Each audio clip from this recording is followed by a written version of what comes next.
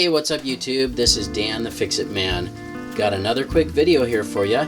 We're going to be replacing the rear brake shoes on a 1998 Honda Accord. First you want to take the brake drum off, and sometimes these brake drums are stuck on, or if the shoes have gone metal to metal, you may have to use these threaded holes to put bolts in there to actually help pry the drum off, or there are other pullers, but this one actually doesn't look like it's too tight, so we'll go ahead and take that drum off.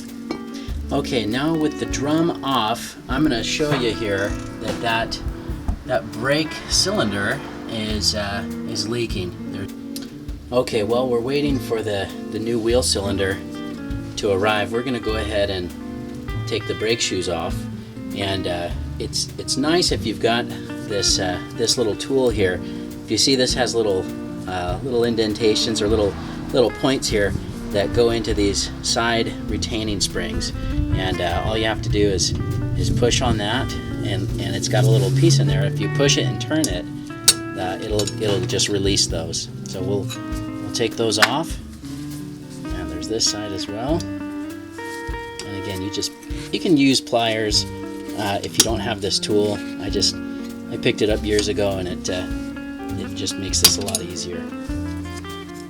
After taking off the hold down springs or retaining springs, you want to take off the spring that holds this adjustment tab, and that can be done with this tool, which is just a threaded rod with a notch in it, or you can use vice grips, pliers, really anything, but you just want to grab onto that spring, lift it up, unhook it, and set that out of the way. This adjustment tab will just come off, and you can see it sits on a pin here, and the new brake shoes will come with that same pin. So we'll just remember the orientation and set that down out of the way. And finally, this spring that it's actually wound around this spreader adjustment. What we'll do is grab onto it from this side, and we'll pull it this direction to unhook it out of the brake shoe. I'm going to use the same tool that will clamp down on that spring and allow me to get some leverage. Now,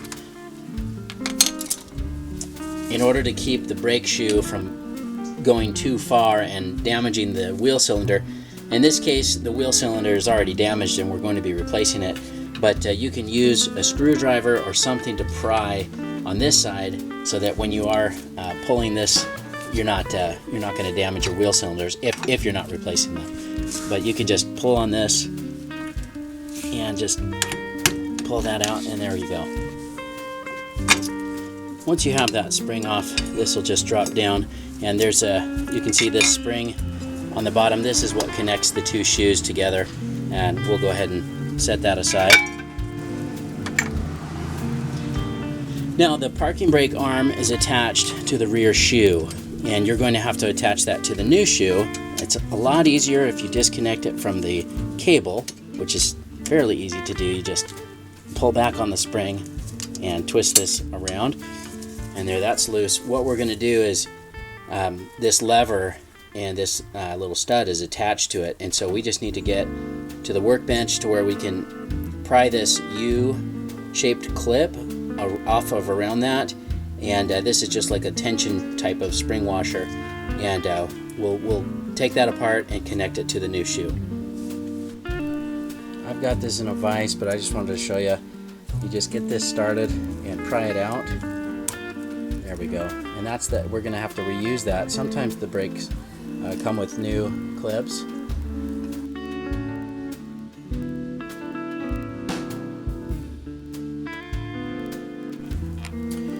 So here's the new shoe on here, and again, you just want to slide that in. Sometimes you can just give it a little tap. Much easier to do with two hands, but there we go. So once you have that down, you just need to close this, and I found that a pair of diagonal pliers works pretty well. We just put that up there and twist that down. There we go. Okay, to change out the wheel cylinder, there are just two small bolts on the back, and those are a 10mm head, and you just want to undo those.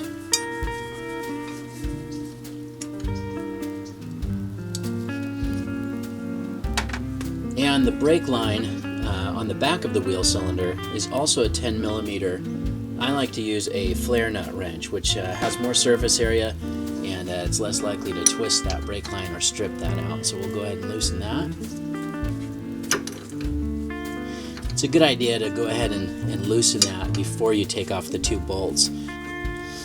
Okay, there's the old wheel cylinder. Okay, now we got the correct wheel cylinder. The auto parts store gave us the driver's side, and this was the passenger side. Slightly different angle on the back here. But now that we've got the right one, we'll just go ahead and put that in there. And we'll thread that brake line in first, just get it started. And then there's these two bolts that go in the back.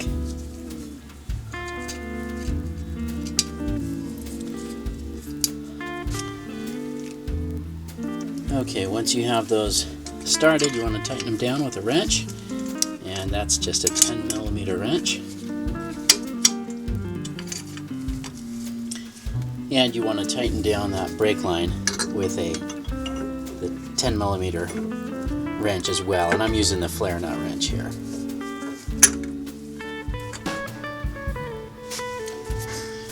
Okay, now we've got the new brake shoes. We're going to get those put in place, and I'm going to start by putting this cable back in place. This is for the parking brake, and that's fairly simple. That's just a spring on the cable, and pull that back. Now I found it's easier to start with these hold down springs. You have to use your finger in the back to push this little rod through and get that lined up, and then you just press on this tool, give it a turn, and that holds it down and holds it in place. Now with the other brake shoe, I've already got this adjustment rod sitting on here with the spring hooked in the back, and that's going to be a little bit easier to put it on now, and then we'll only have to pull this spring this direction. So we'll just kind of fit this in here, and we're not going to be putting that on just yet because we're going to put on this other hold down spring.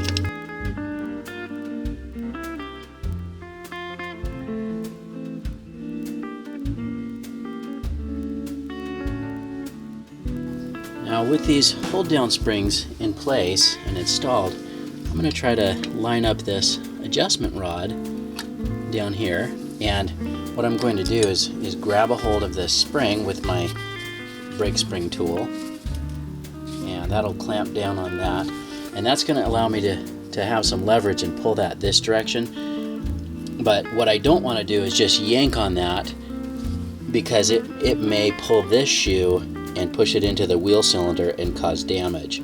And the way that you can prevent that is you can put something in front of this new shoe.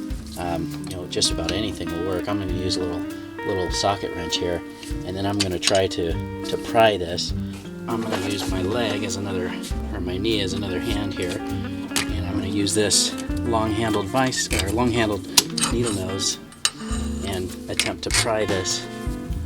That gives me just enough leverage to get that in the hole right there.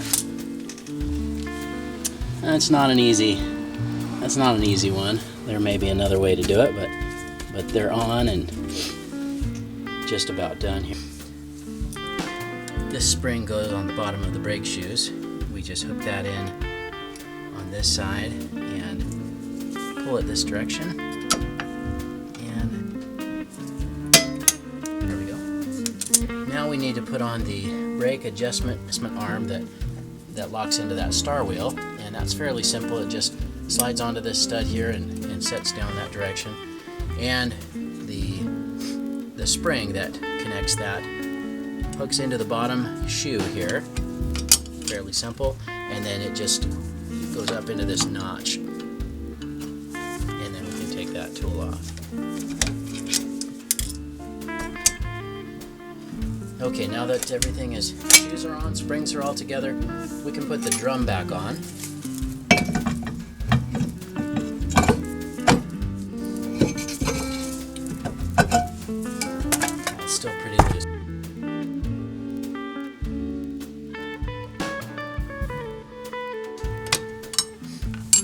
can also adjust this from the back. But in this car, it's not the best angle to get to the back, so I found that it's easier to just try the drum a few times and just take it off and keep clicking that until it's tight enough. Now I like to tighten this enough to where when the tire is on, you can spin it 2 full revolutions. And that's it, you're done. On this one, we do need to bleed the brakes because we have introduced air into the hydraulic system through this back wheel cylinder. So I'm gonna do that here before I put the wheel back on. Thanks again for watching, and good luck.